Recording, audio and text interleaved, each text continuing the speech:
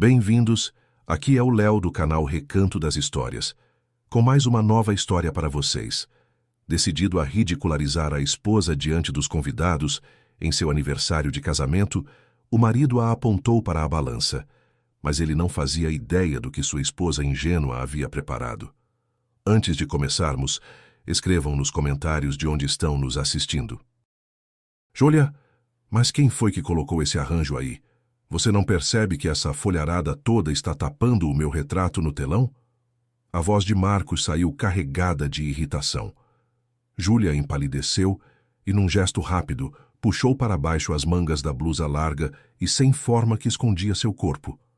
Como quem repete um hábito antigo, os dedos foram parar no pescoço, mexendo na fina correntinha de prata. Marcos, os decoradores falaram que assim o arranjo ganha mais volume, respondeu ela sem levantar o rosto. Já peço para eles afastarem. Por favor, não fica nervoso. Hoje é o seu dia, 45 anos. A festa vai ser boa, é se você parar de estragar tudo com essa correria sem sentido. Marcos chegou mais perto, ajeitou a lapela do terno caro, feito sob medida, e passou os olhos pela esposa de cima a baixo, num exame crítico. E pelo amor de Deus, será que você não conseguia vestir uma coisa menos parecida com capa de sofá? Você é mulher do dono da maior loja de móveis daqui, mas parece merendeira de escola pública. Esse vestido me caía bem. É que eu engordei um pouquinho, Júlia murmurou. Um pouquinho. Marcos deu um sorriso de escárnio e olhou de esguelha para os garçons que arrumavam as taças. Vamos ser sinceros, Júlia. Se você comer mais um docinho, a gente vai ter que alargar as portas lá de casa. Chega. Vai lá conferir o bolo. E não morde um pedaço no caminho, hein? Júlia se afastou depressa, escondendo as lágrimas que já brilhavam nos olhos, e caminhou apressada em direção à cozinha. Ela tinha 39 anos, e nos últimos 5 era como se fosse sumindo aos poucos, desaparecendo debaixo de camadas e mais camadas de reclamação do marido. À noite, quando Marcos ia dormir no quarto de hóspedes alegando cansaço, ela se sentava na frente da televisão, colocava alguma novela antiga e ingênua, servia uma caneca enorme de chá e pegava os doces. O açúcar era o único consolo, uma ilhazinha de segurança num mar de solidão. E de manhã chegava o ódio por si mesma. Na escola onde trabalhava como enfermeira, todo mundo gostava dela. Ali ela era outra pessoa, doce, carinhosa, sempre pronta para escutar. No bolso do jaleco branco, andava sempre um caderninho gasto, onde ela anotava as frases engraçadas das crianças do primeiro ano. Dona Júlia, o mercúrio verde é sangue de extraterrestre. Tinha lido na noite anterior, e ficou sorrindo por um bom tempo, enquanto regava as violetas prediletas no parapeito da janela. E aí, meus queridinhos? Sussurrava para as flores, limpando com cuidado as folhinhas aveludadas. Pelo menos vocês gostam de mim do jeito que eu sou. Pois não, Dona Júlia, soou uma voz surpresa. Ela parou na entrada da cozinha. Diante dela estava uma garçonete bem jovem, de uniforme do restaurante. Thaís, a Thaís Ribeiro. Júlia se admirou. Meu Deus, como você cresceu! Dona Júlia, oi. E a senhora, o que faz por aqui? O rosto da moça se abriu num sorriso. Ainda está lá na escola? Eu lembro muito da senhora. Lembra quando ficou comigo quando eu torci o pé na educação física? Claro que lembro, Thaís. Júlia sorriu. Estou aqui, sim. Meu marido está fazendo aniversário hoje, o Marcos Andrade. Ah, aquele senhor imponente. Thaís baixou a voz. Entendi. Vou fazer tudo direitinho, não se preocupa. Obrigada, querida. Vai lá, vai, senão brigam com você. Ao anoitecer, o salão foi enchendo de convidados. Chegaram sócios, amigos, uns conhecidos importantes da prefeitura. O banquete seguia seu ritmo. Os brindes rolavam sem parar. Júlia estava sentada ao lado da sogra, Dona Olga, e do padrasto do marido, seu Eduardo. O pai verdadeiro de Marcos, ela nunca tinha visto. O marido jamais mostrou nenhuma foto dele, cortava qualquer pergunta sobre o assunto. Juliana, minha filha, é melhor você não abusar dessa salada com maionese, comentou Dona Olga, fazendo cintilar os anéis de ouro. Olha o Marquinhos, uma águia, e você do lado dele, parecendo tia velha. Eu não estou comendo salada, dona Olga, isso aqui é só folha, respondeu Júlia baixinho, tornando a mexer na correntinha. Atenção, senhores. Marcos se levantou à cabeceira e bateu o garfo na taça de cristal. O salão silenciou na hora. Hoje faço 45 anos. Idade respeitável, mas olhem só para mim. Nem um grama de gordura sobrando. Academia 3 vezes por semana. Eu acho o seguinte: quem não consegue controlar o próprio corpo, não controla negócio nenhum. Os convidados murmuraram aprovando. E eu sempre exijo o mesmo dos que estão perto de mim. Marcos lançou um olhar cheio de intenção para Júlia. Afinal, é tão importante manter a forma, só que minha querida esposa pensa diferente. Ele estalou os dedos. 2 garçons empurraram até o centro do salão uma grande balança de chão. Fez-se um silêncio pesado. Os convidados acharam que era algum tipo de piada. Juliana, vem cá, chamou Marcos, sorrindo. Vamos provar para os nossos convidados que você não vai afundar o piso da nossa casa nova, porque eu já estou começando a desconfiar da resistência da estrutura. Júlia empalideceu. A cor do rosto se confundiu com a toalha da mesa. Ficou paralisada, sem forças para se mexer. A correntinha cravou dolorida entre os dedos. Ai, que coisa mais engraçada! Dona Olga ria mais alto que todo mundo. Marquinhos, você é demais. Vai lá, Júlia. Sobe na balança, mostra para eles. Marcos, será que precisa? O padrasto tentou intervir, mas a sogra logo enfiou o cotovelo nas costelas dele. Marcos, por favor, Júlia implorou. Queria sumir da face da terra, morrer ali mesmo. Dezenas de olhos estavam cravados nela. Uma loira ali perto, satisfeita, sorria com deboche escancarado. Sobe, eu já falei. A voz do marido endureceu. De pernas bambas, ela começou a se levantar, e de repente, na mesa ao lado, ergueu-se uma mulher alta e atlética, de postura impecável. Era Catarina Vasques, dona da maior rede de academias da região. Marcos, acho que o senhor confundiu aniversário com espetáculo de circo. Catarina, é só uma brincadeira de família, ele tentou disfarçar.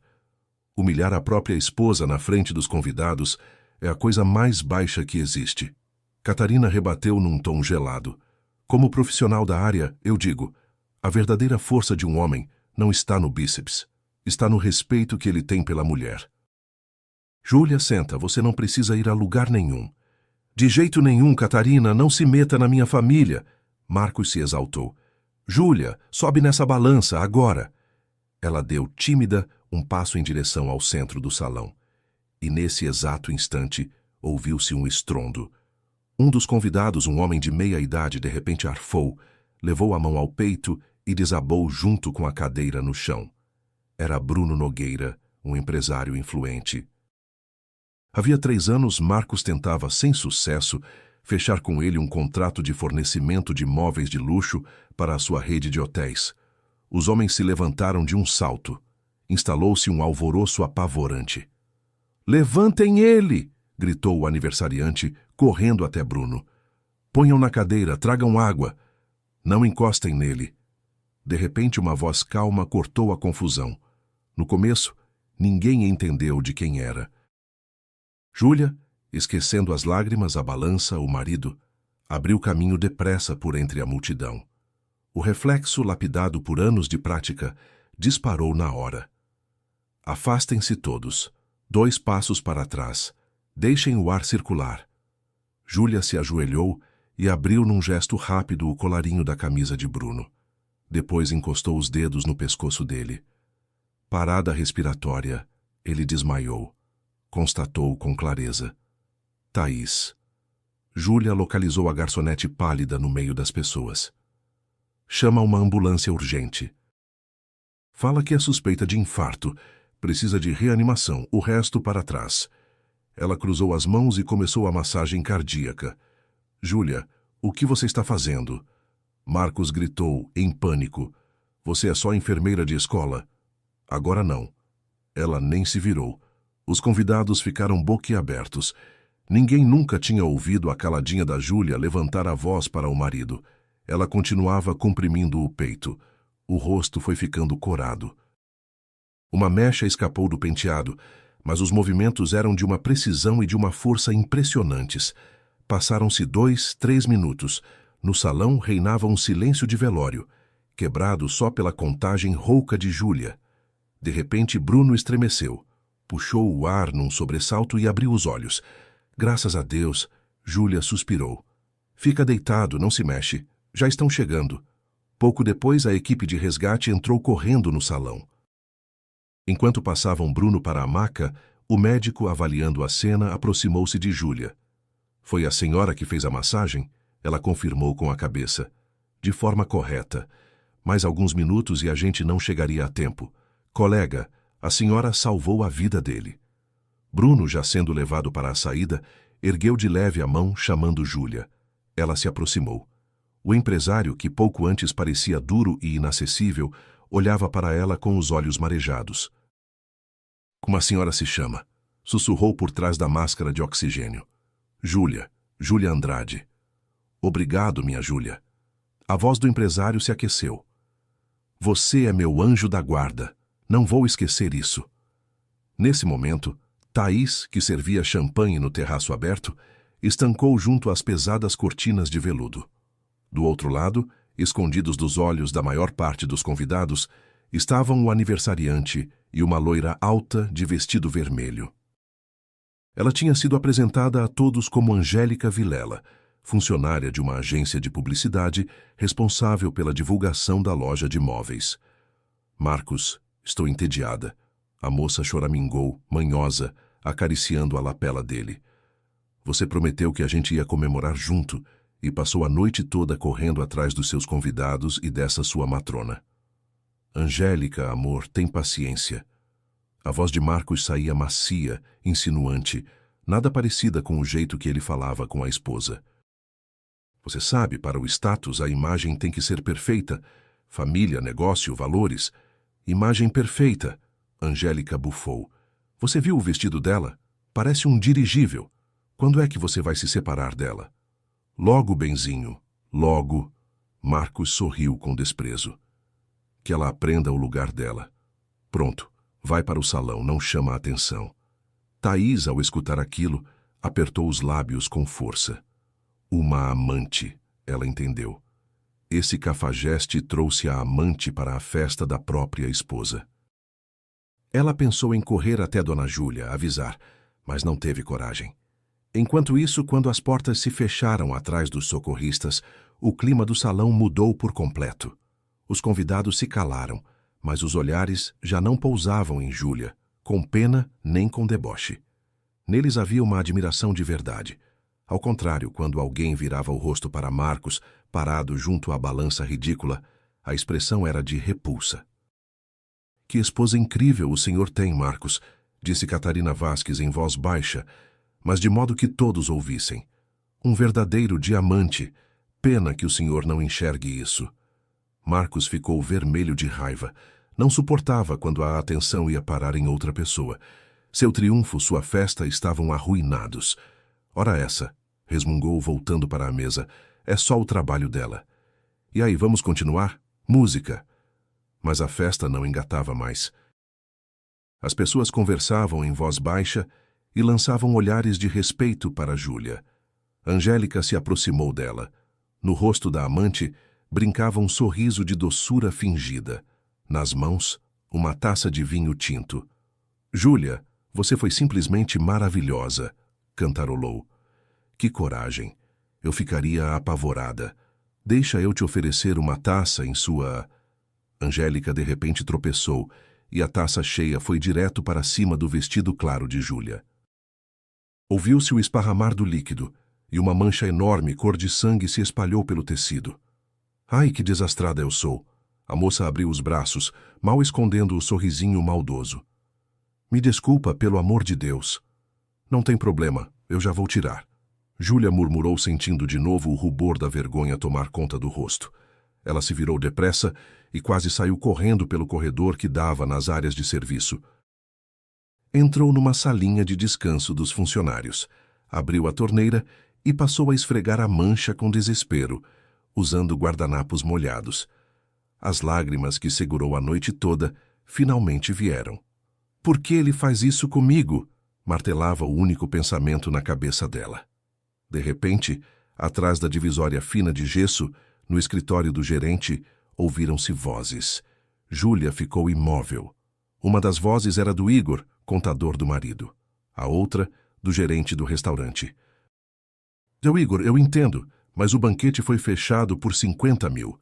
O gerente falava irritado. A entrada foi só de 10. Cadê o resto? O seu Marcos prometeu quitar antes do prato principal. Escuta, espera só uns dias. A voz do contador saía humilde. O Marcos não tem dinheiro, não tem mesmo. Como assim não tem? O gerente se espantou. Ele é dono da maior loja da cidade. Era, o contador riu, amargo. A gente está à beira da falência. As contas foram bloqueadas semana passada. Os fornecedores entraram na justiça.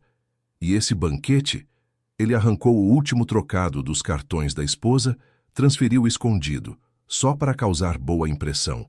Achou que ia convencer o Bruno hoje e que ele daria um adiantamento. O Bruno quase morreu. Pronto, pelo jeito é o fim do negócio. E a esposa dele sabe? O gerente perguntou baixinho. A Júlia? Que nada. Ele não contou nem uma palavra.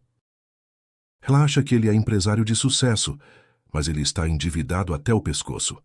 E ainda banca essa madame da publicidade, a Angélica, com dinheiro emprestado. Tudo escureceu diante dos olhos de Júlia. Ela apertou as mãos contra a boca para não gritar. Falido, cartões estourados. Então era por isso que na véspera chegou aquele aviso de saque na conta, e Marcos disse que era erro do banco. Todo o sucesso dele, todas as reclamações sobre ela não estar à altura, tudo aquilo era bolha de sabão. Ela saiu da área de serviço e voltou para o salão. O passo era firme. Quando entrou, o marido estava justamente tentando reanimar a festa, contando uma piada qualquer. Os convidados escutavam sem vontade. Júlia se aproximou do seu lugar e, nesse momento, da mesa ao lado, levantou-se Marlene, uma velha amiga da família que eles não viam havia anos. Marquinhos, sorriu a mulher, pegando o microfone. A gente aqui todo admirado com o seu sucesso, mas vamos mesmo assim brindar aquela sem quem nada disso existiria. A Júlia. Marcos ficou tenso. Marlene, para que remexer no passado? Começou ele, mas ela não deu ouvidos. E eu vou contar para todo mundo saber. A convidada falou mais alto.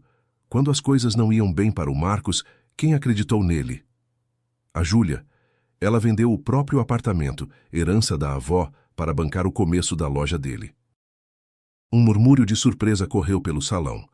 Isso foi há tempos. Marcos balbuciou, enxugando o suor da testa. A gente devolveu tudo. Os convidados fingiram acreditar, mas todos sentiram que o aniversariante escondia alguma coisa. Marcos, a sogra sussurrou. Encerra logo essa palhaçada. Mãe, espera. Eu ainda não terminei. Ele tentou se esquivar. O rosto do marido se cobriu de manchas vermelhas de raiva. Você ficou cego?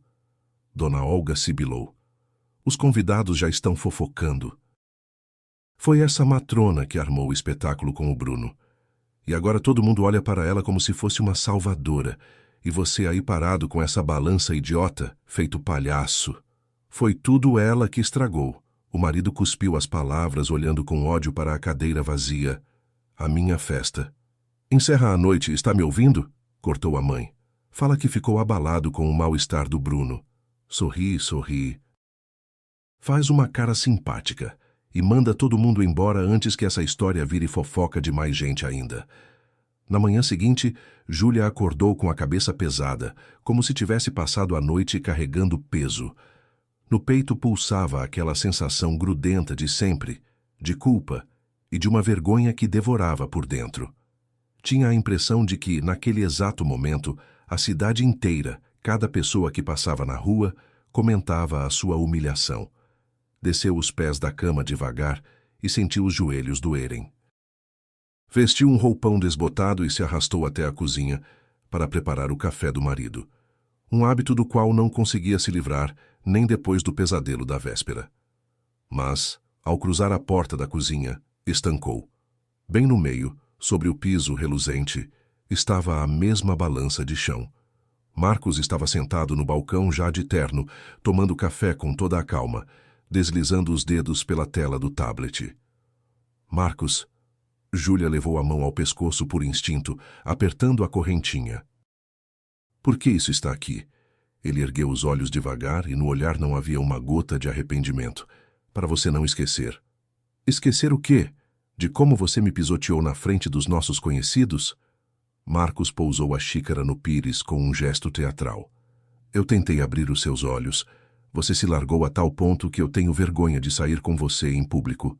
E a balança fica aqui mesmo, como um lembrete silencioso do que você virou. O marido pegou a pasta de couro e foi para a saída, sem nem olhar para ela. Marcos, espera. Júlia deu um passo à frente, mas ainda assim contornou a balança num arco largo, como se ela fosse peçonhenta. Você não vai nem conversar comigo? Conversar sobre o quê? O marido se virou. Sobre como você estragou o meu aniversário quando resolveu bancar a grande médica. Estou atrasado. E vê se hoje você não quebra as cadeiras de casa quando for sentar. A porta bateu. Júlia ficou sozinha. Parada no meio da cozinha, olhando para aquela maldita balança, ela fingia que não se importava. Convencia a si mesma de que eram só palavras, mais uma briga. Mas, por dentro, tudo tremia de revolta. Marcos foi embora, certo de que estava com a razão e de que ficaria impune. Mas não desconfiava que sua esposa submissa, durante a noite, tinha tomado uma decisão muito importante. Na verdade, ainda durante a festa da noite anterior, um fato importante havia passado despercebido. Enquanto no salão do restaurante os convidados comentavam agitados o episódio da balança, Júlia foi ao vestiário buscar guardanapos limpos e esbarrou na Thaís, a jovem garçonete. Dona Júlia, Thaís a segurou pelo braço. Os olhos estavam arregalados de susto. O seu marido deixou a pasta aberta em cima do puff. Eu esbarrei sem querer e caiu uma capa de documentos. E tem fotos ali. Que fotos, Thaís? Eu não estou nem um pouco em condição de ver isso agora. Júlia tentou dispensá-la. Por favor, dá uma olhada, a moça implorou, enfiando nas mãos dela uma pasta grossa de papelão. A senhora precisa ver. O seu marido não é quem ele diz que é. Júlia, levada por um impulso estranho, abriu a pasta. Entre contratos havia documentos recentes, com a data daquele mesmo dia, referentes à compra de uma grande casa num condomínio de luxo.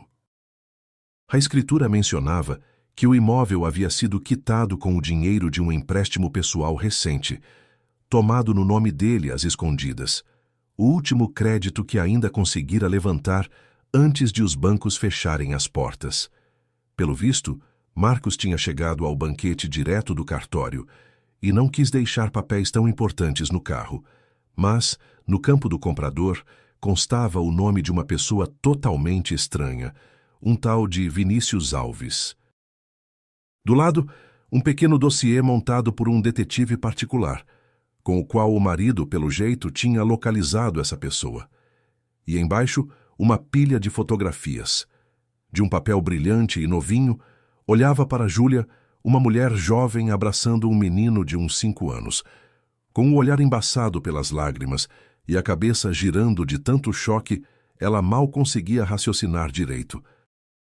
Naquele estado, a covinha marcante no queixo da criança e os olhos escuros lhe pareceram, num relance, os traços do próprio Marcos, e ela tomou o estilo de roupa levemente antiquado por uma dessas produções retrô da moda. Cega pela dor, concluiu depressa, sem parar para pensar, que eram imagens de uma vida secreta do marido, de um filho escondido. Com as mãos trêmulas, virou uma das fotos. No verso, numa caligrafia feminina e leve, estava escrito: Você prometeu que nunca ia nos abandonar. Ainda esperamos que faça justiça. Ela nem lembrava direito como pegou o celular, como, engolindo o choro, fotografou cada documento, cada foto, como enfiou a pasta de volta na maleta do marido, um segundo antes de um convidado espiar dentro do vestiário. E agora, parada na cozinha, Júlia pegou o celular e abriu a galeria. O menino sorria. Um filho, ela ainda acreditava. O marido teria um filho, o que ela sempre sonhou e nunca conseguiu ter. Ele me traiu por anos, ela pensou, apertando o celular contra o peito. Não só me humilhou, construiu uma segunda vida com o meu dinheiro.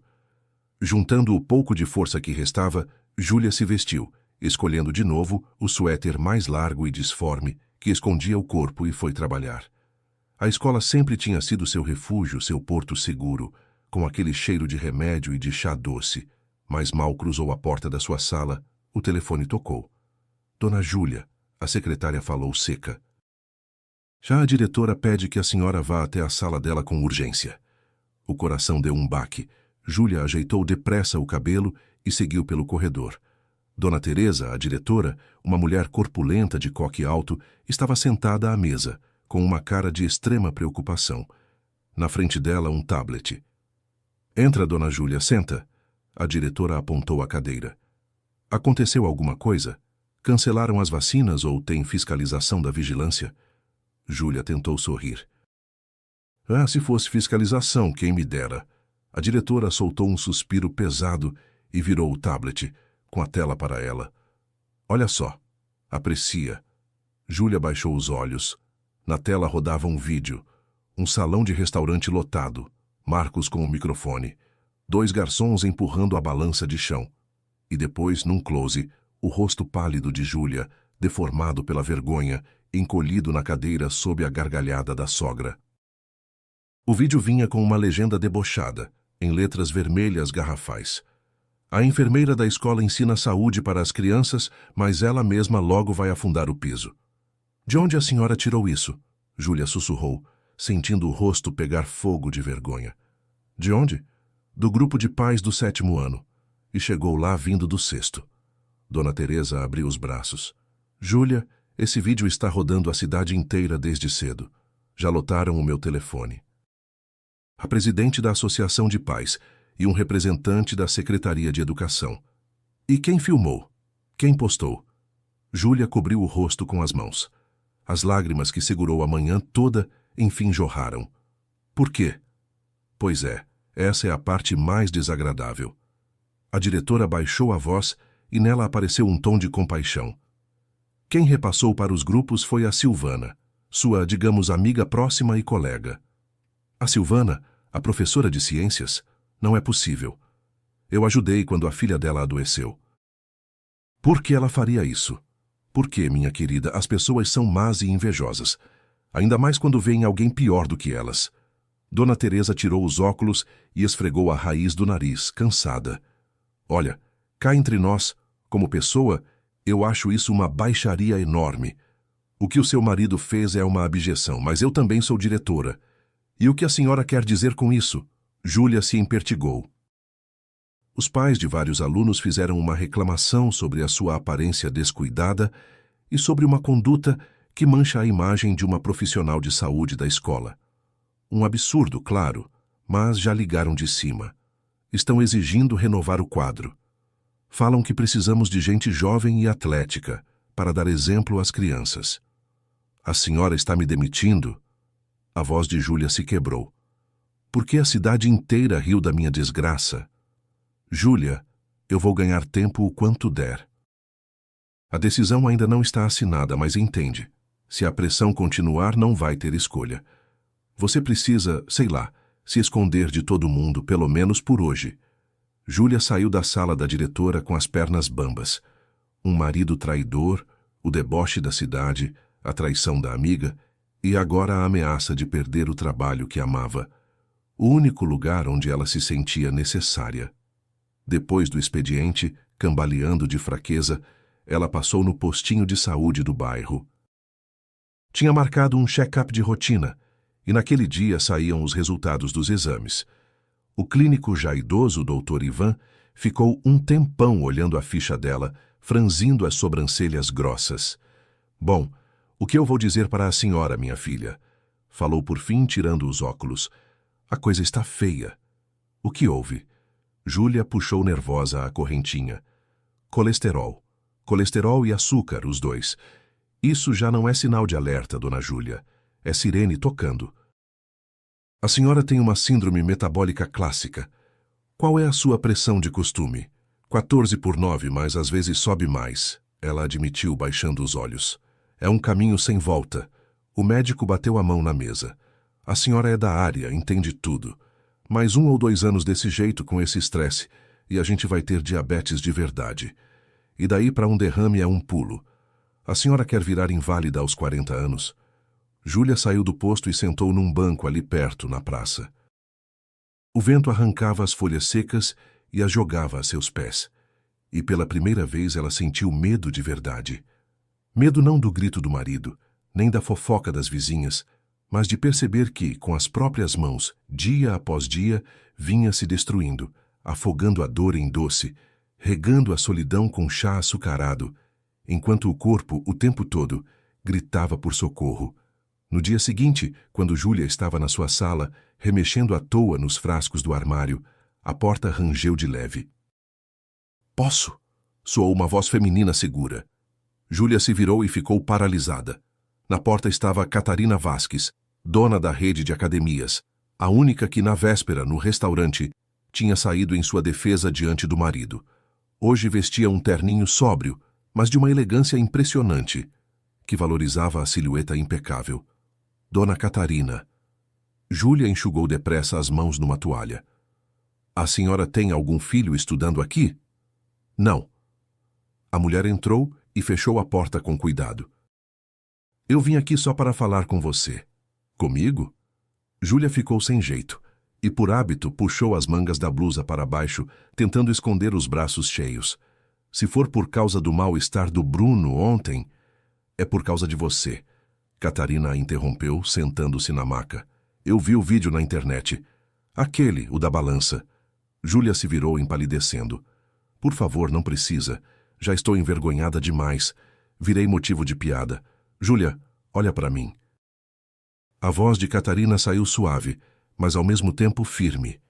Não havia pena nela, só compreensão. "Olha bem, quanto você acha que eu peso?" Júlia se virou insegura. "Sei lá, uns 60 quilos. A senhora está em ótima forma." 62, Catarina confirmou. "E 15 anos atrás, quando o meu marido fugiu de casa dizendo que eu parecia uma porca, eu pesava 120. Júlia arfou, sem acreditar no que ouvia. "A senhora 120? "Isso." Eu nem conseguia amarrar o cadarço sem ficar sem ar. Catarina sorriu amarga. "Comia de madrugada, chorava e odiava o meu reflexo. Eu sei bem como é isso. Viver debaixo de deboche o tempo todo. Viver quando a pessoa mais próxima pinga veneno na sua alma todo santo dia, te convencendo de que você não vale nada." "Meu marido acha que a culpa é minha." Júlia sussurrou. "O seu marido é um tirano, e ontem ele provou isso para a cidade inteira. Mas eu não vim aqui para falar dele. Vim te oferecer ajuda." Catarina tirou da bolsa um cartão preto e grosso, com um relevo dourado, e o colocou na mesa na frente de Júlia. "É um acesso VIP limitado na minha melhor academia, com personal, totalmente de graça." Júlia recuou, como se o cartão estivesse quente. "Não, imagina, eu não posso aceitar. Isso é caro demais. E para que eu iria numa academia? Lá só tem modelo e atleta. Vão rir de mim o tempo todo." "Ninguém na minha academia vai ousar dizer uma palavra para você," Catarina respondeu firme. "Júlia, me escuta. Ontem você salvou a vida de uma pessoa. Você tem uma coluna de aço por dentro, mas deixou um sujeitinho qualquer te convencer de que você não vale nada. Eu não vou conseguir emagrecer." Júlia balançou a cabeça. As lágrimas voltaram. "Eu já tentei dezenas de dietas. Eu recaio. Não tenho força de vontade." Catarina chegou mais perto e cobriu com carinho as mãos trêmulas dela com as suas quentes e fortes. "Você não é obrigada a emagrecer pelo seu marido." Falou de um jeito que ia fundo. "Faz isso por você. Devolve você para você mesma. Salva a sua própria vida, do mesmo jeito que ontem você salvou a de outra pessoa." Aquelas palavras ficaram grudadas na cabeça de Júlia. Pulsaram ali o dia inteiro, abafando a dor e o medo. À noite, voltando para casa, ela pressentia alguma coisa ruim, e a intuição não falhou. Ao subir a escada da varanda, tentou enfiar a chave na fechadura do escritório do marido, o cômodo onde ele guardava os documentos, para, por hábito, tirar o pó dali, mas a chave não entrou. A fechadura estava novinha, e nesse momento, Marcos saiu da cozinha. Estava com um ar tenso. O que você está fazendo perto do meu escritório? Ia limpar, Júlia respondeu, se forçando a falar com calma. E por que você trocou a fechadura? Porque começaram a acontecer coisas estranhas aqui na minha casa. Ele apertou os olhos, examinando o rosto da esposa. Alguém mexeu na minha pasta. Os papéis estavam fora do lugar. Você bisbilhotou os meus documentos. Eu não tenho mais o que fazer. Júlia se forçou a dar um sorriso irônico, embora o coração batesse descompassado. Você mesmo largou a pasta no restaurante. Qualquer um podia ter mexido. Marcos estalou a língua, contrariado, mas pelo visto acreditou. Escuta. O marido cruzou os braços. Aquele escândalo de ontem me atingiu feio na reputação. Os sócios estão fazendo pergunta. Eu preciso me concentrar no negócio e a sua presença me irrita. E o que você propõe? Júlia apertou a alça da bolsa. Eu acho que você devia passar um tempo na casa da sua mãe, ele disse. 1 mês, 2. Eu preciso de espaço. Preciso me recompor. Espaço, pensou ela, amarga. Você precisa de espaço para trazer a sua Angélica para cá e brincar de família feliz com o filho de outro, numa casa comprada com o meu dinheiro. Minha mãe mora num kitnet, no outro extremo da cidade. Marcos, vai ser péssimo para eu ir trabalhar, então eu vou ficar aqui. Este apartamento também é meu. Afinal, boa parte dele fora paga com o dinheiro que ela herdou da avó e entregou a ele no começo. Como quiser. Ele torceu a cara. Aliás, me dá o seu cartão do banco. O quê? Para quê? Porque o negócio agora está numa queda passageira, mentiu sem piscar. E a gente precisa economizar. E você gasta demais com esses seus docinhos e roupas que não servem para nada. Então eu vou te dar dinheiro em espécie só para o essencial. Passa o cartão, rápido. Júlia, em silêncio, tirou o cartão da carteira e entregou, entendendo que discutir naquele momento não adiantava. Naquela mesma noite, apertando no bolso o cartão VIP que tinha ganhado, Júlia estava parada diante das enormes portas de vidro da academia. Lá de dentro, vinha uma música ritmada. Pelas vitrines dava para ver, nas esteiras, pessoas bonitas e definidas se movendo com leveza. Júlia se sentia num desconforto imenso. Usava um moletom velho, esticado nos joelhos, e uma camiseta gigante que Marcos um dia comprou, dizendo que servia até de capa para carro. Ainda assim, empurrou a porta. Na recepção estavam 2 moças jovens, de corpo impecável. Lançaram um olhar rápido para Júlia, e uma delas, com um sorrisinho quase imperceptível, cochichou algo para a outra. Deu vontade de dar meia volta, sair correndo dali, voltar para casa, fazer um chá com açúcar. Júlia! Soou uma voz clara. Descendo a larga escada, Catarina vinha depressa na direção dela. Você veio. Muito bem. Ela abraçou Júlia, sem ligar para os olhares atônitos das recepcionistas. Meninas, esta é a Júlia, minha convidada especial. Quero atendimento de primeira, entenderam? As recepcionistas se aprumaram na hora. Vem, vou te apresentar a sua treinadora. Catarina a conduziu pelo salão. Júlia caminhava de cabeça baixa, com medo até de olhar para os aparelhos cromados reluzentes e para os espelhos que cobriam a parede inteira. Tinha a impressão de que todo mundo ali ria dela. Olha, esta é a Karina.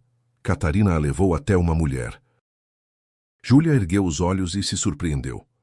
Karina não era nenhuma dessas fisiculturistas de revista. Era uma mulher mais ou menos da idade dela, uns 40 anos, de corpo denso, atarracado, mas de uma musculatura e uma força impressionantes.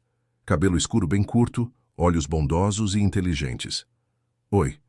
Karina estendeu a mão robusta com calos de levantar peso.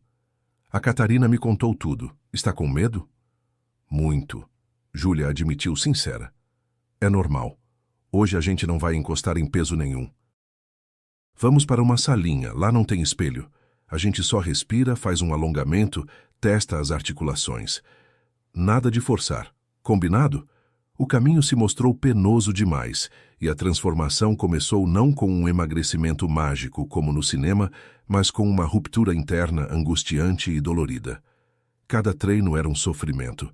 Os pensamentos sobre as dívidas, a amante do marido e a possível demissão pesavam como uma laje de chumbo. E, 2 semanas depois, Júlia recebeu o salário.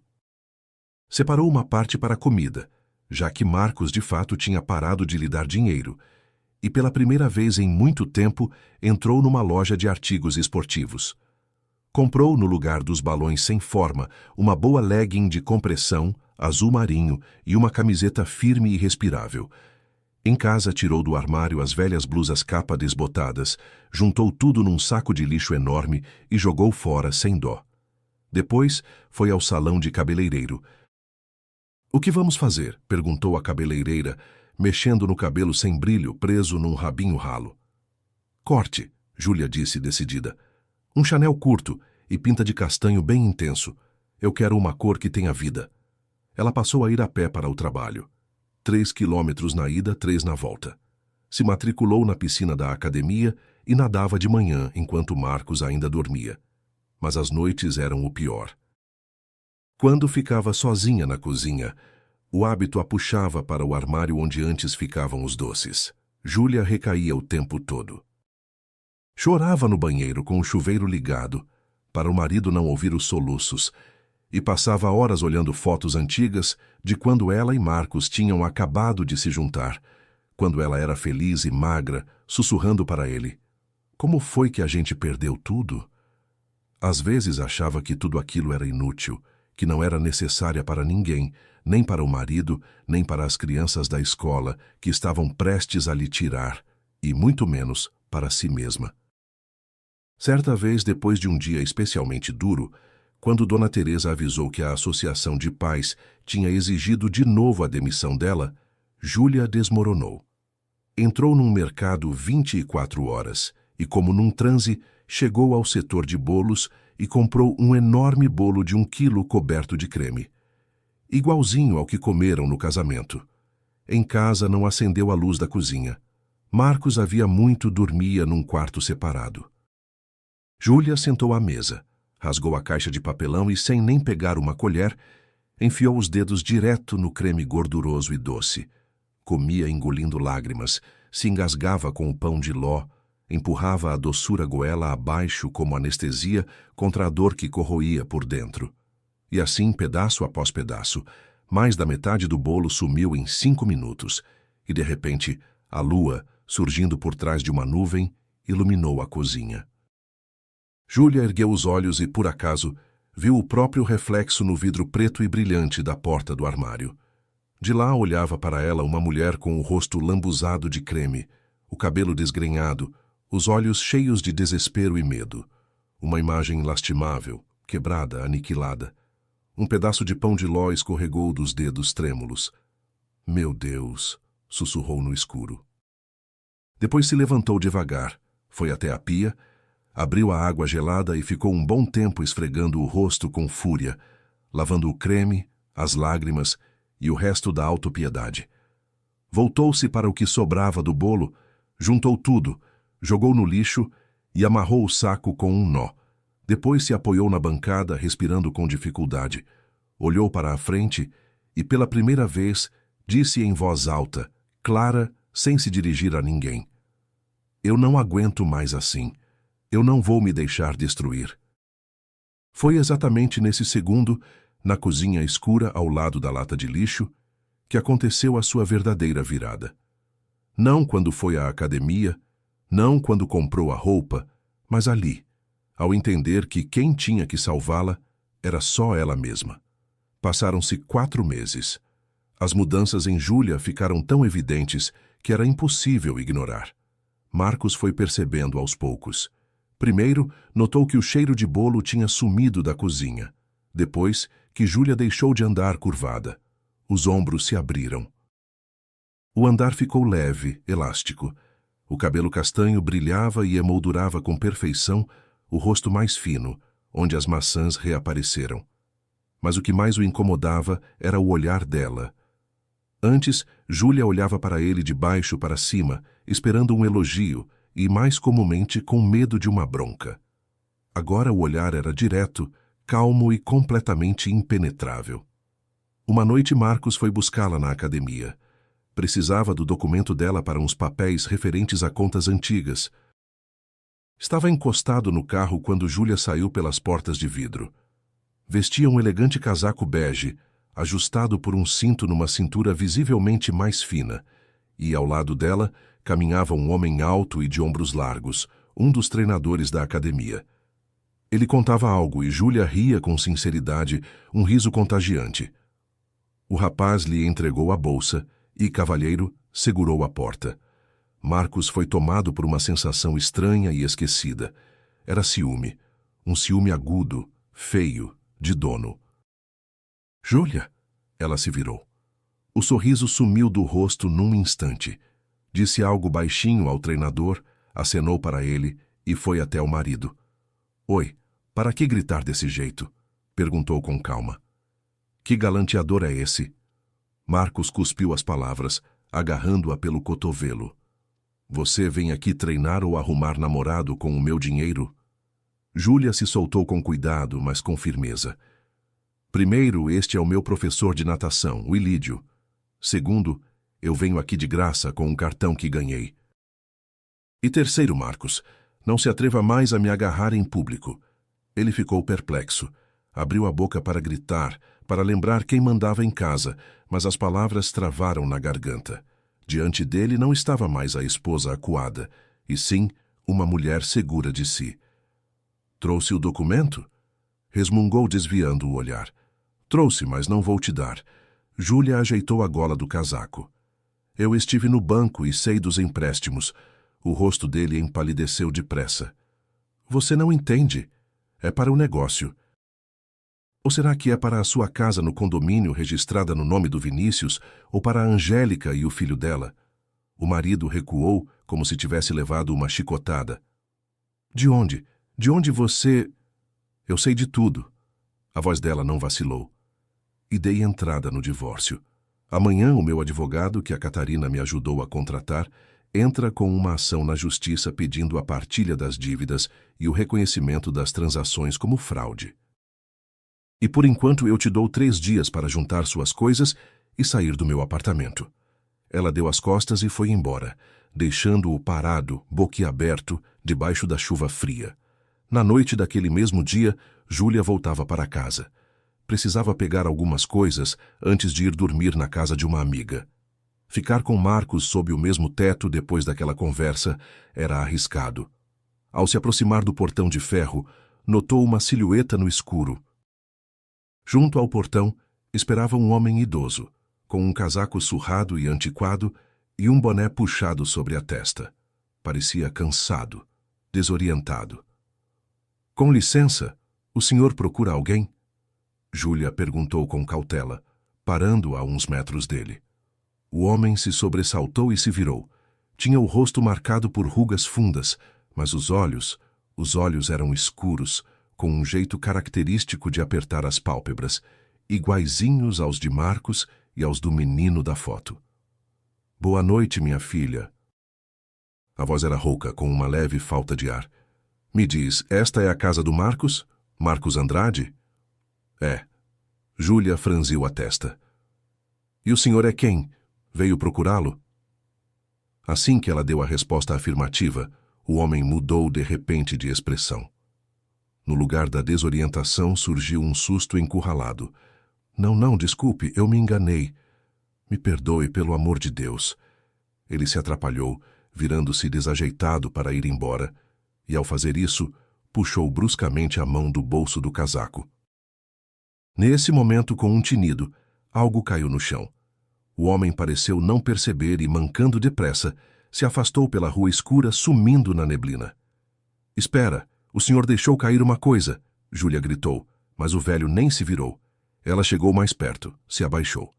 No asfalto molhado havia um medalhão de prata pesado, escurecido pelo tempo, numa corrente grossa. Júlia o pegou. O fecho estava quebrado e o medalhão se abriu. Dentro não havia fotos, mas na superfície lisa do metal via-se uma gravação funda feita à mão. Para o Marcos do pai, seja sempre um homem honesto. Júlia ficou parada sob a luz fraca do poste, apertando o metal frio na mão, sem entender nada. Os pensamentos se embaralhavam. Para o Marcos do pai. Mas Marcos, a vida inteira, jurou que o pai, seu Antônio, tinha morrido tragicamente quando ele tinha apenas 5 anos. Proibia até que se falasse o nome dele. Fazia uma cara de luto, dizia que cresceu órfão de pai, com uma mãe viva, mas sempre ocupada. Quem então era aquele homem com os olhos de Marcos? E por que se assustou tanto ao perceber que tinha achado a casa certa? Que outro segredo terrível escondia o homem com quem ela conviveu tantos anos?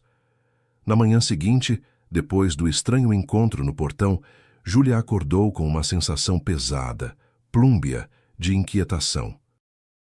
O medalhão achado no asfalto molhado estava na mesinha de cabeceira, reluzindo baço à luz do sol que nascia.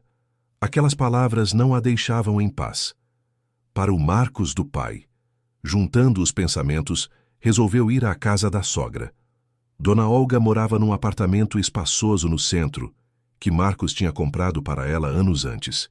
Quem abriu a porta foi a própria dona da casa, num roupão de seda, com o penteado impecável de sempre.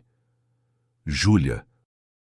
As sobrancelhas de Dona Olga se ergueram numa surpresa genuína.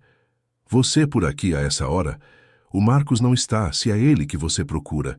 E, aliás, depois daquele circo que você armou com esse divórcio, achei que tivesse vergonha na cara para não aparecer na minha porta. Bom dia, Dona Olga, respondeu a nora com calma, cruzando a soleira e ignorando a alfinetada. Eu não vim ver o Marcos, vim ver a senhora. Preciso conversar. E sobre o que nós duas temos a conversar? A sogra bufou. Sobre partilha de bens. Meu filho vai te deixar sem nada, pode escrever. Não é sobre bens. Júlia abriu a bolsa e tirou o pesado disco de prata na corrente. Olha, a senhora sabe de quem é isto? Dona Olga deslizou um olhar displicente pelo objeto nas mãos dela, mas no segundo seguinte, o rosto perdeu a cor de um jeito rápido. O rubor sumiu, deu lugar a uma palidez de morte. De onde você tirou isso? Onde você conseguiu? A sogra avançou e literalmente arrancou o medalhão das mãos dela. Os dedos tremiam tanto que a prata tiniu. Júlia recuou, vendo pela primeira vez na vida, nos olhos daquela mulher arrogante, um medo verdadeiro. Ontem à noite, um homem idoso estava parado no nosso portão. Júlia falou, observando com atenção a reação da sogra. Ele procurava o Marcos, e quando eu disse que era a casa dele, se assustou, saiu correndo e deixou cair isto. Tem uma gravação. Dona Olga, o seu filho sempre disse que o pai dele morreu quando ele ainda era criança. Então quem é esse homem? Cala a boca! Dona Olga gritou, apertando o medalhão no punho num gesto convulsivo. Cala a boca agora. Não teve homem nenhum. Isto aqui é só um traste velho. Roubaram um dia, e agora vieram plantar aqui. Roubaram, e por isso a senhora treme desse jeito. Júlia apertou os olhos. Esse homem tem os olhos do Marcos. Foi o seu Antônio, não foi? Ele está vivo? Eu já falei. Nunca mais ouse mencionar esse homem na minha casa.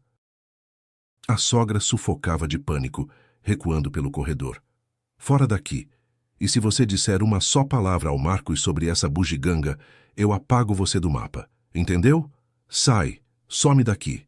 A porta bateu com estrondo bem na cara de Júlia. Ela ficou parada no patamar da escada, ouvindo as fechaduras estalarem, e entendeu. A família Andrade guardava um segredo muito mais terrível do que meras traições. Enquanto Júlia tentava desembaraçar o novelo dos segredos alheios, a vida de Marcos começou a ruir depressa, feito castelo de cartas ao vento. No escritório da loja de móveis pairava um cheiro sufocante de perfume caro e de conhaque, que Marcos vinha bebendo direto do copo desde cedo. O telefone tocava sem parar, de poucos em poucos minutos. Sim, alô! Gritou no aparelho. Eu já disse, a entrega atrasou. Que multa? O senhor está no seu juízo? A gente trabalha junto há 10 anos. Alô?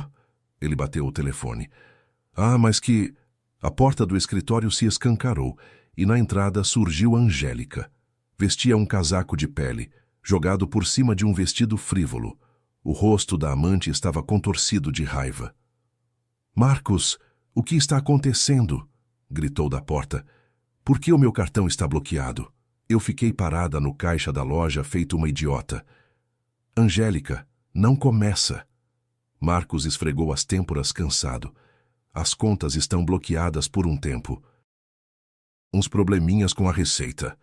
"Probleminhas. O seu contador se deixou escapar ontem no corredor. Logo vão pôr tudo em leilão. Você mentiu para mim. Disse que era empresário de sucesso, que ia logo se separar da sua matrona gorda." "Para."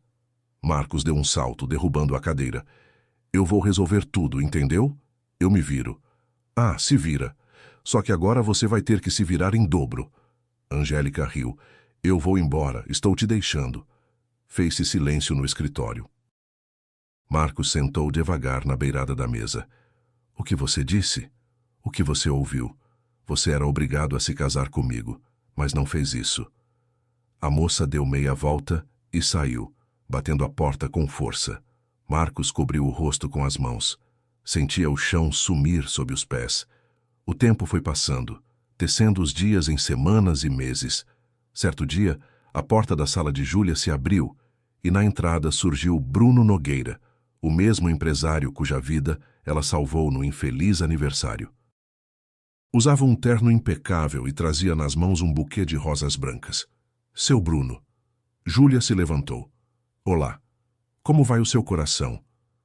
"Olá, minha salvadora." Ele sorriu com calor e estendeu as flores, funcionando como um relógio. "Graças à senhora. E eu vim aqui a trabalho.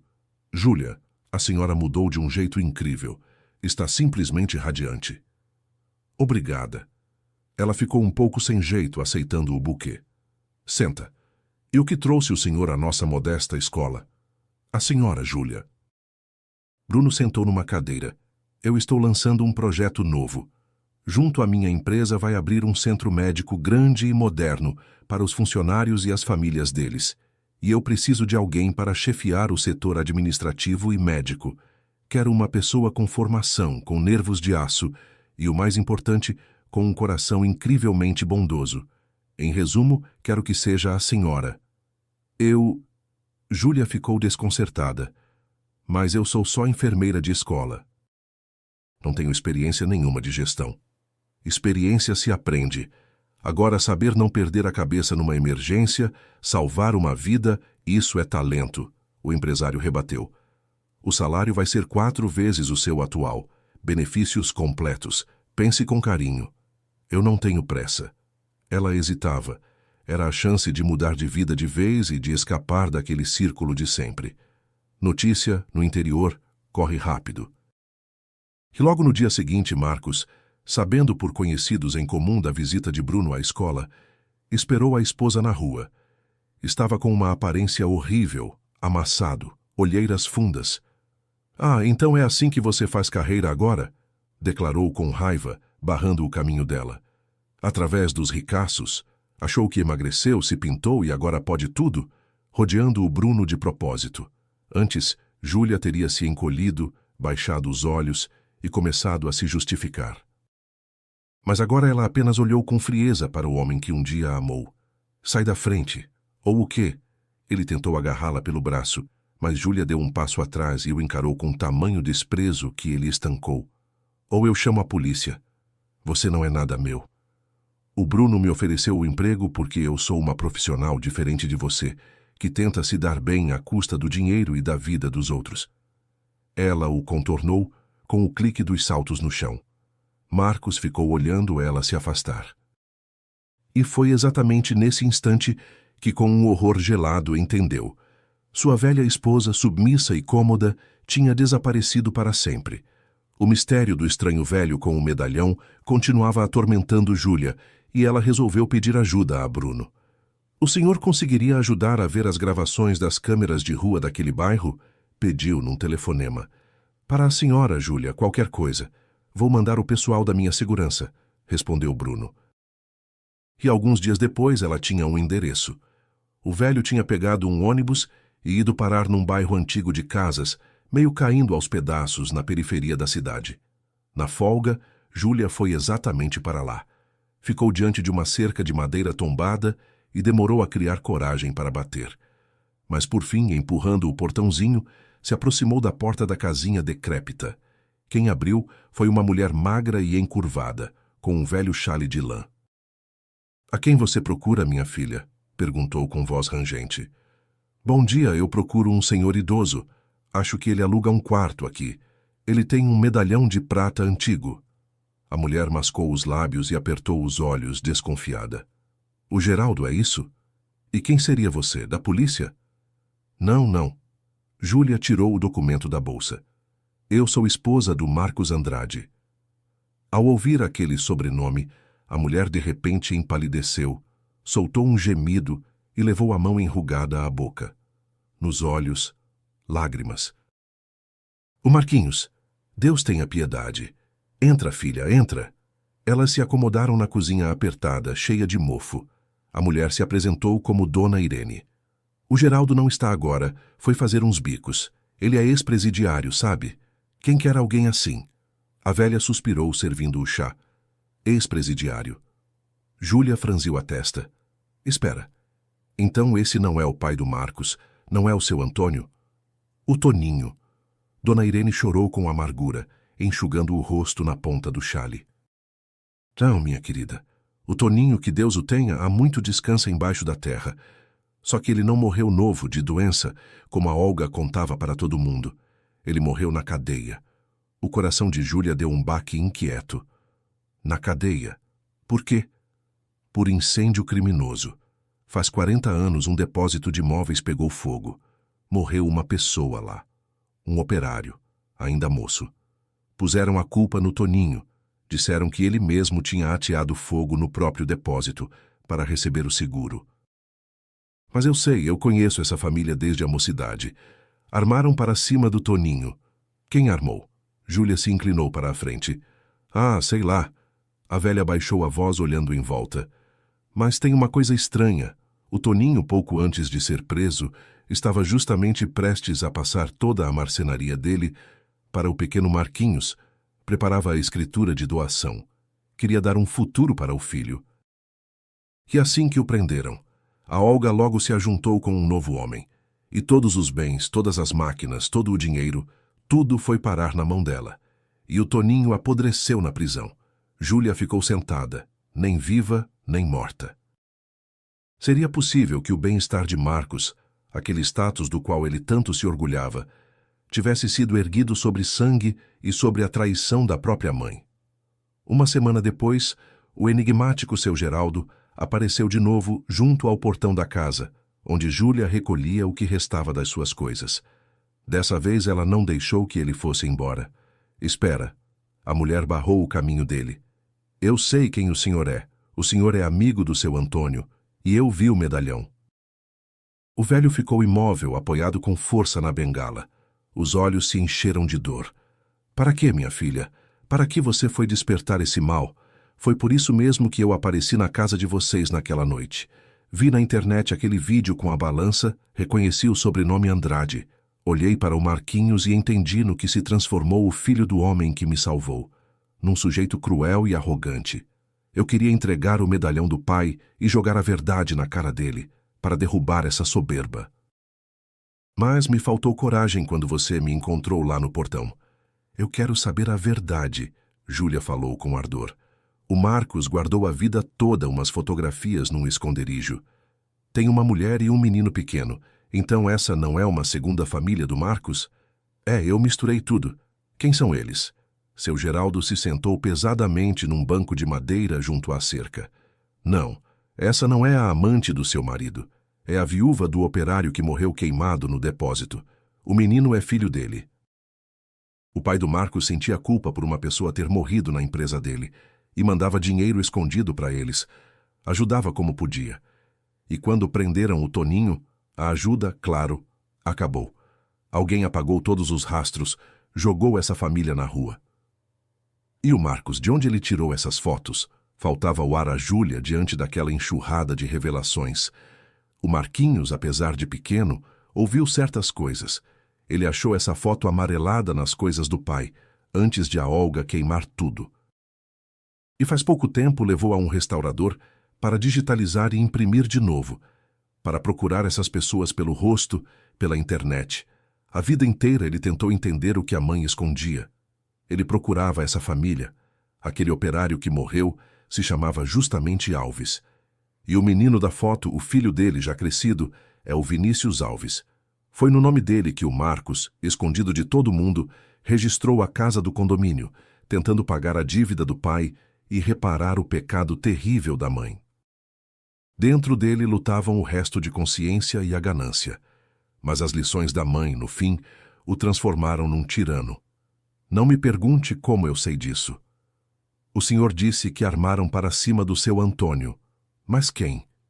Seu Geraldo ergueu para ela os olhos cansados, cheios de lágrimas. O Toninho me salvou lá dentro. Cobriu as minhas costas. Ele mesmo pegou tuberculose e se apagou em 1 mês. Mas, antes de morrer, me confessou tudo, com nomes e detalhes. Ele sabia quem tinha ateado o fogo no depósito. Sabia quem ficou com o negócio. E me deixou umas cartas antigas que ele mesmo tinha escrito, guardadas com uma testemunha da época. Foram essas cartas que eu entreguei ao promotor. A dona Olga, Júlia arriscou. O velho confirmou com a cabeça. Ela e o amante dela, o Eduardo. Eles precisavam de dinheiro. O Toninho assumiu a culpa porque a Olga a ameaçou. Se ele falasse, o Marquinhos ia para um abrigo, e ela daria um jeito de o pai nunca mais ver o filho. E foi assim que, pelo filho, ele foi preso. E pelo filho, definhou de tuberculose. O verdadeiro culpado, esse tempo todo, dormiu em lençol de seda. Júlia cobriu o rosto com as mãos. Todo esse tempo, a família Andrade viveu sobre ossos. A riqueza, a arrogância, o desprezo por ela. Tudo aquilo tinha sido construído sobre a tragédia de outras pessoas. E à noite tocou a campainha do apartamento alugado de Júlia. Ela olhou pelo olho mágico. No corredor estava Marcos, bêbado, encharcado pela chuva. Ela entreabriu a porta sem tirar a corrente. — O que você quer? O ex-marido ergueu para ela os olhos avermelhados, pelos quais escorriam ou gotas de chuva, ou lágrimas. — Júlia, me deixa entrar. Eu não tenho mais para onde ir. Vai embora. Ela tentou fechar a porta, mas o marido se agarrou ao batente com as mãos trêmulas. — Júlia, por favor, eu descobri tudo. Minha mãe mentiu a vida inteira sobre o meu pai. Um promotor reabriu o caso por causa da denúncia de um velho que apresentou umas cartas antigas do meu pai. Estão chamando a minha mãe para depor. Ela tirou tudo do meu pai. Júlia ficou imóvel. Seu Geraldo, afinal, criou coragem. — Júlia, a minha vida é uma mentira, continuava o ex-marido. A Angélica me largou. A loja foi tomada por causa das dívidas. Eu fiquei sozinho.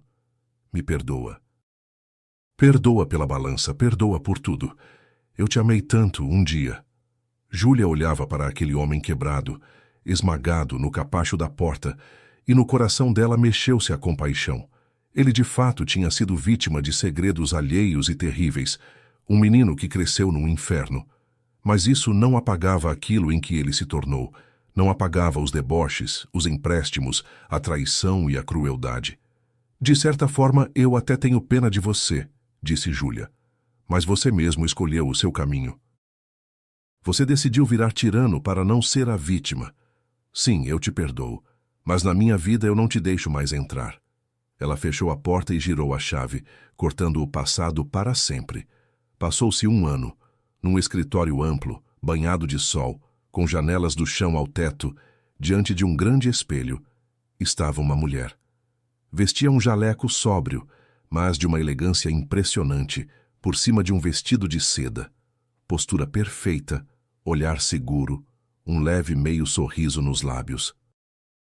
Júlia olhava para o próprio reflexo e, de repente, lembrou daquela noite terrível no restaurante.